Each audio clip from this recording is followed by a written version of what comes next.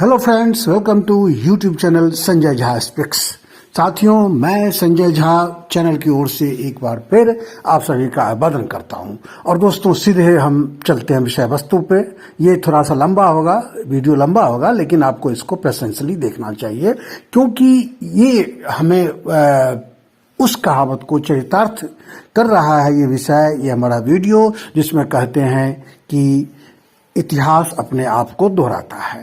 दोस्तों, हम भारत और इंग्लैंड के संबंधों की बात करते हैं, जहां इतिहास आज उसी मोड़ पे है जब 1947 में था। वो इसलिए कि 1947 का उस समय याद कीजिए, जब अंग्रेज भारत को बांटने के लिए तैयार बैठा था, पंच की भूमिका में था। पाकिस्तान के लियाकत अली और मोहम्मद अली जिन्ना चाहते थे कि भारत का बंटवारा हो, भारत दो भागों में बटे, एक हिस्सा पाकिस्तान हो, एक हिस्सा हिंदुस्तान हो।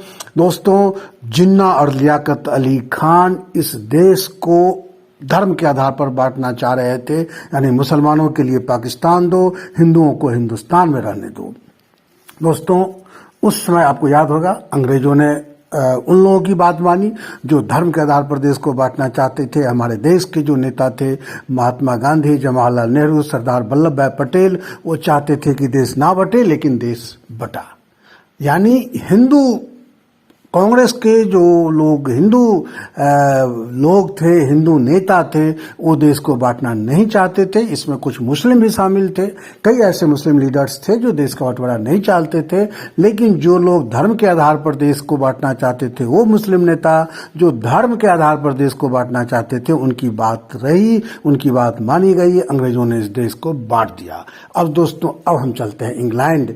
आज 75 साल बाद ठीक वही स्थिति इंग्लैंड में है, जहां पाकिस्तान मूल का एक मुस्लिम नेता चाहता है कि ब्रिटेन को दो टुकड़े हो, और हिंदू मूल का एक नेता जो ब्रिटेन का प्रधानमंत्री है, वो उस देश को टुकड़े होने से, यानी इंग्लैंड को टुकड़े होने से बचाने में लगा हुआ है। जी हाँ दोस्तों, मैं बात कर रहा हूँ ऋषि सुनक की और यूसुफ हमजा की, और मैं बात कर रहा हूँ ग्रेट ब्रिटेन की और उससे अलग होने की ख्वाहिश वाले प्रांत स्कॉटलैंड की। दोस्तों, अब हम विषय वस्तु पर चलते हैं, फिर से मुद्दे पर चलते हैं, और ये बहुत ही रोचक टॉपिक्स है। आपको इसको जरूर ध्यान से सुनना चाहिए। दोस्तों, आप जैसा कि जानते हैं, ब्रिटेन के प्रधानमंत्री ऋषि सुनक है।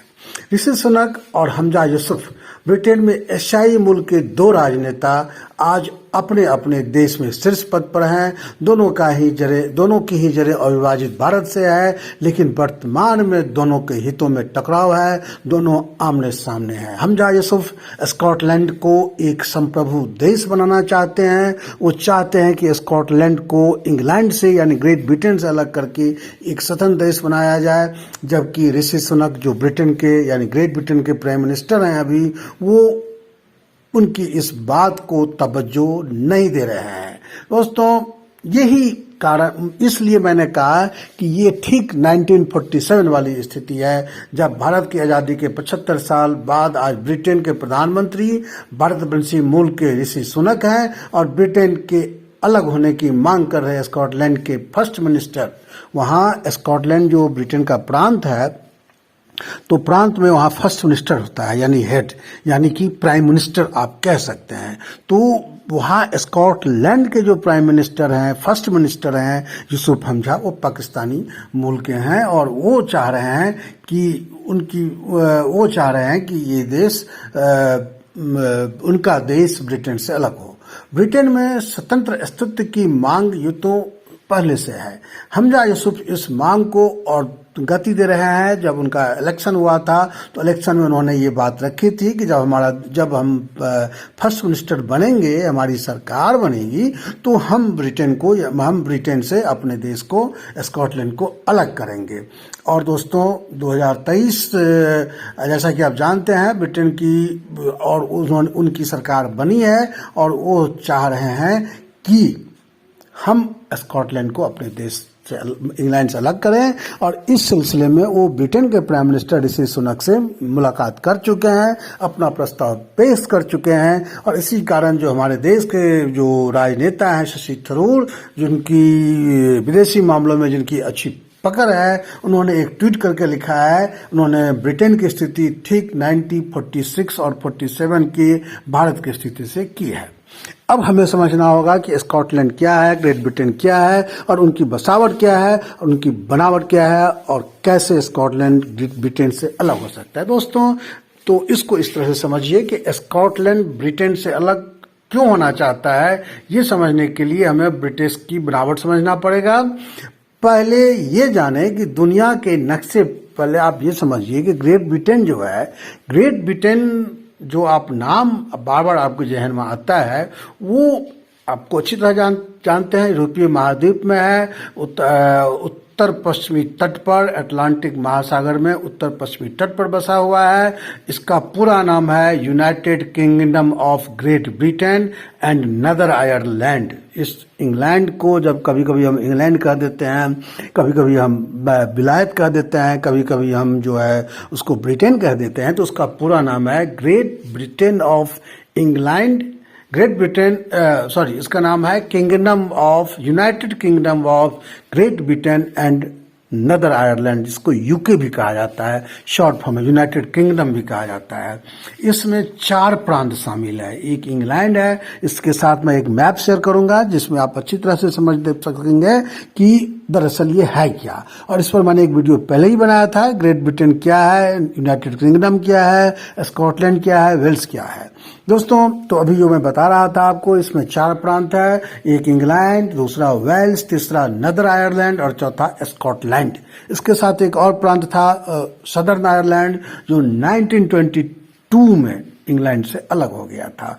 तो ये जो 4 प्रांत है, ये देश भले ही यूनाइटेड किंगडम का हिस्सा है, लेकिन बहुत सारे मामलों में इनकी अपनी अलग पहचान है, अलग भाषा है, अलग खान पान है, और ये सिर्फ और सिर्फ विदेश और वित्त और कुछ संचार जैसे मामलों में ग्रेट ब्रिटेन के अधीन है, ग्रेट यानी यूनाइटेड किंगडम का अधीन है। दोस्तों, ये जो 4 शासित क्षेत्र है, इसी को मिलके यही जो है, इसी को हम कहते हैं ब्रिटेन या यूनाइटेड किंगडम कहते हैं। एक साथ रहने के बावजूद स्कॉटलैंड के नागरिकों में राष्ट्रवादी भावनाएं हमेशा पनपती रही है। हमेशा वो सदर्न आयरलैंड के बासिंदों की तरह अपने लिए एक स्वतंत्र राष्ट्र की मांग करते रहे हैं। इसके पीछे भी कुछ ऐतिहासिक कारण है।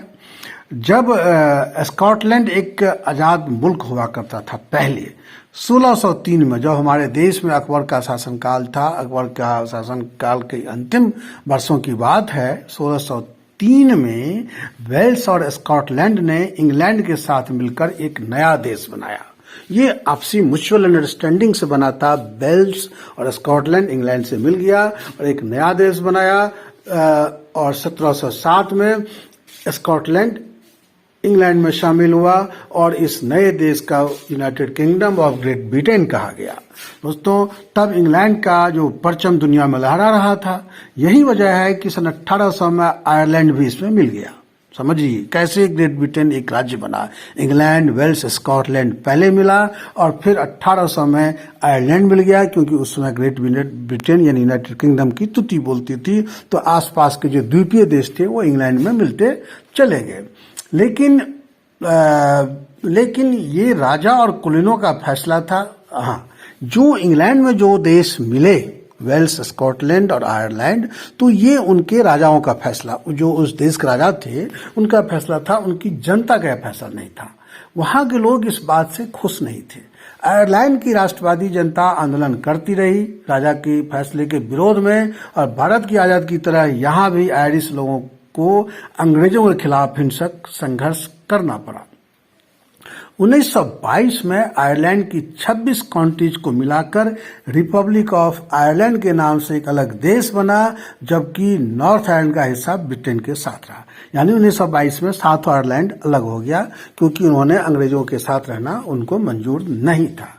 स्कॉटलैंड की बात करें तो 1707 में ब्रिटेन का हिस्सा है, 1707 से ब्रिटेन का हिस्सा है, लेकिन 1707 में ही स्कॉटलैंड के राष्ट्रवादियों ने अपने देश की पहचान मिलाकर ब्रिटेन के साथ विलय का विरोध किया, तभी से विरोध हो रहा है। लेकिन स्कॉटलैंड की संसद में यूनियन के समर्थक ज्यादा थे, तो कुलीन वर्ग और व्यापारी वर्ग लोग हुआ करते थे। मतलब कहने का मतलब ये है कि जिस तरह से आयरलैंड अलग हुआ, उसी तरह से 1707 से ही स्कॉटलैंड के लोग भी ब्रिटेन से अलग होने की चाहत रखने लगे, क्योंकि उनका मानना था कि इंग्लैंड से मिलने का जो फैसला है वो स्कॉटलैंड के राजा का था, वहां की जनता का नहीं था।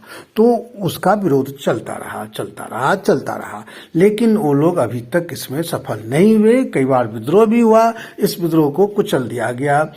अब दोस्तों, औद्योगिक क्रांति के समय अलग स्कॉटलैंड की मांग धीमी पड़ गई, क्योंकि उस समय सबको सब तरक्की पसंद थे, तरक्की कर रहे थे, कोई दिक्कत नहीं हुई। मगर 20वीं सदी में इसका विरोध फिर उभरा। पहले विश्व युद्ध के बाद आयरलैंड ने अलग देश की मांग को मनवा लिया, आयरलैंड अलग हुआ, लेकिन स्कॉटलैंड को अपनी मांग मनवाने में सफलता नहीं मिली, और इसलिए वो हमेशा जो है वहां पे अपनी अलग सरकार बनाने के लिए वहां पर आंदोलन चलता रहा।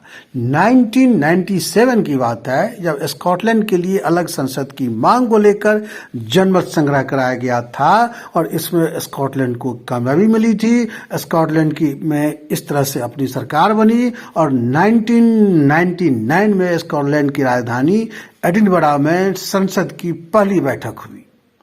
ठीक, 1999 में एडिनबरा में संसद की पहली बैठक हुई, और ग्रेट ब्रिटेन ने स्कॉटिश संसद को स्वास्थ्य, शिक्षा, कृषि जैसे विषयों पर कानून बनाने का अधिकार दे दिया। लेकिन वित्त, विदेश नीति, रक्षा जैसे अहम मुद्दे ब्रिटिश संसद के पास ही रहे।